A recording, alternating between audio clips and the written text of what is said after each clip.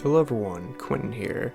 So today I have the MD Rokkor X 45mm Minolta vintage lens. So this lens is similar to the 50mm, however, as you can see, it's quite small, not quite the smallest like pancake lens I've ever seen, but it's a pretty small lens.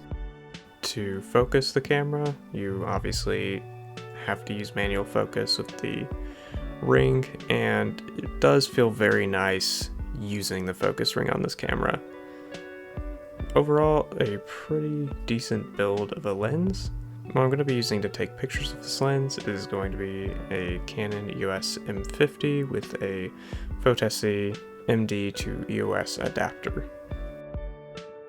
With that said, let's go ahead, take this out, and see what this lens can do.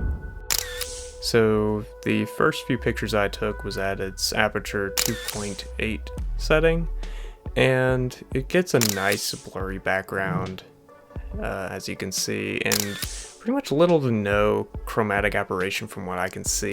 Overall, it takes some pretty decent photos. The next few photos I took were using it at the 5.6 aperture setting. Still got that blurry background, but it's slightly less blurry. It's not really a bokeh effect. And honestly, things came out pretty fine. I'm not noticing any chromatic aberration. Images have come out sharp, and overall the colors look very nice as well. Taking video of this lens is honestly quite satisfying. Get some really nice shots out of it.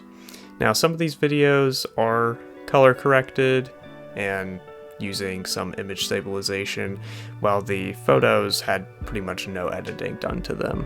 I actually enjoy it slightly more than the 50mm Minolta lens, and just because like there's no real quality loss here. It's a vintage lens, but to me at least, it doesn't feel like one. You know, you get sharp images when using both video and taking pictures, and yeah, it's just a nice experience. And since it's a smaller lens, it doesn't, you know, there's not like this huge lens hanging off, you know, the end of your camera or anything. It is honestly just really nice. And that may not be like the most like in-depth, I guess, review, not really like diving into too much specs there, but I think the photos and video really just speak for themselves.